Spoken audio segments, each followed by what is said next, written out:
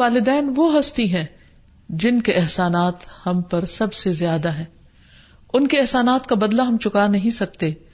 لیکن ہاں ایک صورت ہے کہ ہم ان کے لیے زیادہ سے زیادہ دعائیں کریں، خصوصاً اس وقت جب وہ دنیا سے جا چکے ہوں، اور ہم ان کے لیے کسی قسم کی کوئی جسمانی خدمت یا مالی خدمت یا کسی اور طریقے سے کوئی مدد ان کی نہ کر سکتے ہوں. جب انسان فوت ہو جاتا ہے تو اس کے اپنے عمل کا سلسلہ ختم ہو جاتا ہے. 3 چیزیں مرنے کے بعد بھی فائدہ دیتی ہیں، جن میں سے ایک صدقہ جاریہ ہے، دوسرے ایسا علم جو انسان اپنے پیچھے چھوڑ جائے جس سے لوگ فائدہ اٹھائیں، اور تیسرے ولد صالح یدعو لہ، نیک اولاد جو اپنے والدین کے لیے دعائیں کرے.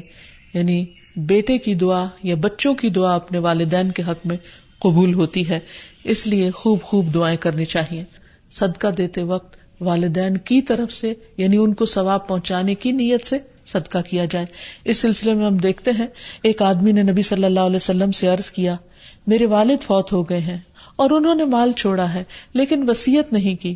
تو کیا میں ان کی طرف سے صدقہ کروں تو ان کے گناہ معاف کر دیے جائیں گے؟ آپ نے فرمایا ہاں. اسی طرح حضرت عائشہ سے روایت ہے کہ ایک آدمی نبی صلی اللہ علیہ وسلم کے پاس آیا اور عرض کی کہ یا رسول اللہ، میری والدہ بغیر وصیت کے فوت ہو گئی ہیں اور میرا گمان ہے کہ اگر وہ بات کرتی تو صدقہ کرتی، اگر میں ان کی طرف سے صدقہ کروں تو کیا ان کو اجر ملے گا؟ آپ نے فرمایا کہ ہاں. پھر اسی طرح والدین کے اگر روزے رہتے ہوں تو ان کے قضا روزے ادا کیے جا سکتے ہیں. اگر وہ حج نہ کر پائے ہوں تو ان کی طرف سے حج بدل کیا جا سکتا ہے، یہ ان کے لیے ایک بہت بڑا احسان ہوگا. پھر اسی طرح ان کی نظر پوری کی جا سکتی ہے کہ اگر انہوں نے زندگی میں کسی سے کوئی وعدہ کیا ہو اور وہ اسے پورا نہ کر سکے ہو، اللہ تعالیٰ کے لیے کوئی نظر مانی ہو اور اسے پورا نہ کر سکے ہو تو اس کو ادا کر دیا جائے. والدین کے لیے دعا کرنے سے پہلے اللہ سبحانہ وتعالیٰ کی حمد و ثنا بیان کیجیے، پھر نبی صلی اللہ علیہ وسلم پر درود بھیجیے اور پھر اپنے ماں باپ کے لیے دعائیں کیجیے، کیونکہ یہ اللہ تعالیٰ کا حکم بھی ہے، وَقُلْ رَبِّ ارْحَمْهُمَا كَمَا رَبَّيَانِي صَغِيرًا، اور آپ کہہ دیجئے اے میرے رب ان دونوں پر رحم کیجیے، یعنی والد پر بھی اور والدہ پر بھی، جیسے انہوں نے مجھے چھوٹا سا پالا تھا، بچپن میں پالا تھا، جب میں نہ خود کھا سکتا تھا، نہ پی سکتا تھا اور نہ خود اپنے آپ کو صاف کر سکتا تھا، تو انہوں نے دن رات بغیر کسی وقفے کے میری خدمت کی. تو اے رب اب جب کہ وہ بڑے ہو گئے ہیں، وہ تیری رحمت کے محتاج ہیں، تو ان پر رحمت فرما اور ان کی مشکلات آسان فرما. پھر اسی طرح والدین اگر زندہ ہو تو بھی دعا کی جائے، اور اگر وہ فوت ہو جائے تو وہ اور بھی زیادہ دعاؤں کے مستحق ہو جاتے ہیں. جب برزخ میں والدین کا درجہ بڑھا دیا جاتا ہے یعنی بلند کیا جاتا ہے تو وہ پوچھتے ہیں کہ ہمیں درجے کی یہ بلندی کیوں کر حاصل ہوئی، تو انہیں بتایا جاتا ہے کہ یہ تمہاری اولاد کی دعا کی وجہ سے. ہم دیکھتے ہیں کہ مختلف پیغمبر بھی اپنے رب سے اپنے والدین کے لیے دعائیں کرتے رہے ہیں، جن میں نوح علیہ السلام کی دعا ہے. وہ کہتے ہیں رب اغفر لی ولوالدی ولمن دخل بیتی مؤمنا وللمؤمنین والمؤمنات، اے میرے پروردگار مجھے بخش دے اور میرے والدین کو بخش دے اور ہر اس شخص کو جو میرے گھر میں مومن کی حیثیت سے داخل ہوا ہو ان سب کو بھی بخش دے. اسی طرح ابراہیم علیہ السلام کی دعا ہے ربنا اغفر لی ولوالدی وللمؤمنین یوم یقوم الحساب، اے ہمارے پروردگار مجھے، میرے والدین اور تمام مومنوں کو اس دن معاف کر دینا جس دن حساب لیا جائے گا. پھر اسی طرح ہم دیکھتے ہیں کہ صحابہ کرام اپنے والدین کے لیے دعائیں کیا کرتے تھے، جن میں خاص طور پر حضرت ابو ہریرہ کا ذکر ملتا ہے کہ وہ ایمان لے آئے تھے لیکن ان کی والدہ مشرکہ تھی اور وہ نبی صلی اللہ علیہ وسلم کے بارے میں ایسے کلمات کہہ دیتی جس سے ان کو بہت تکلیف ہوتی.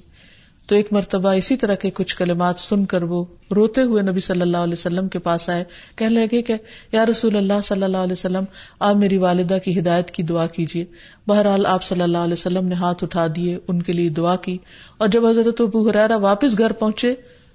تو ان کی والدہ اسلام قبول کر چکی تھی. حقیقت یہ ہے کہ والدین کے لیے خود بھی دعا کرنی چاہیے اور دوسروں سے بھی دعا کی درخواست کرنی چاہیے. حقیقت یہ ہے کہ ہم پر انسانوں میں سے سب سے بڑا احسان ہمارے والدین کا ہے.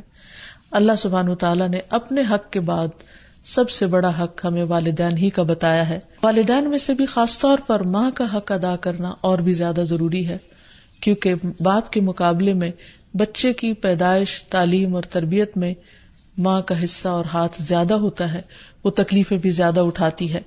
اور والدین کا حق ادا نہ کرنا کبیرہ گناہوں میں شمار ہوتا ہے. اور کبیرہ گناہ وہ ہیں کہ جن پر اگر انسان توبہ کیے بغیر مر گیا تو قیامت کے دن سخت پکڑ ہوگی. اور اسی طرح والدین کو رلانا بھی کبیرہ گناہ ہے، ان کو گالی دینا کبیرہ گناہ ہے. پھر اسی طرح والدین تو وہ ہستی ہیں کہ جن کے لیے دعاؤں کے ساتھ ساتھ ان کی طرف سے صدقہ خیرات کرنا بھی خصوصاً ان کے زندگی کے بعد بہت فائدہ مند ہے. انسان کو اگر زندگی میں کچھ مشکل پیش آئے، اپنے بچوں کی طرف سے کوئی پریشانی ہو، یا اپنی صحت کی طرف سے، یا کاروبار اور روزگار میں اگر کوئی پریشانی ہو، تو اس وقت انسان کو اپنے والدین کے ساتھ حسن سلوک کرنا چاہیے. یہ ان نیکیوں میں سے ہے جس کی وجہ سے انسان کی مشکل بہت جلد حل ہو جاتی ہے. تو خلاصہ یہ ہے کہ انسان اپنے والدین کے ساتھ جو احسان کر سکتا ہے، اس میں جب وہ زندہ ہوں تو ان کا دل خوش کرے، ان کی خدمت کرے، ان پر اپنا مال خرچ کرے، ان کی اطاعت اور فرما برداری کرے، خواہ وہ اللہ کے فرما بردار ہوں یا نہ ہوں، ان کے ساتھ حسن سلوک کرتا رہے. جب وہ فوت ہو جائے تو ان کی طرف سے صدقہ خیرات کرے، والدین کے دوستوں کے ساتھ حسن سلوک کرے، اور اس کے ساتھ ساتھ ان کے لیے خوب خوب دعائیں کرے. اور خصوصاً یہ مختصر سی دعا جو اللہ سبحانہ وتعالی نے خود حکم دیا ہے کرنے کو، رب ارحمہما کما ربیانی صغیرا، اس دعا کی خوب خوب تکرار کرے اور ان کی بخشش کی بھی دعا کرے. اور آخر میں ہم سب دعا کرتے ہیں اپنے والدین کے لیے کہ اللہ تعالیٰ ان پر اپنی رحمتیں فرمائے اور ان کو اپنا پسندیدہ بنا لے، اور اگر وہ دنیا سے جا چکے ہیں تو انہیں جنت میں اعلیٰ مقامات عطا فرمائے. وآخر دعوانا ان الحمد للہ رب العالمین. السلام علیکم ورحمۃ اللہ وبرکاتہ.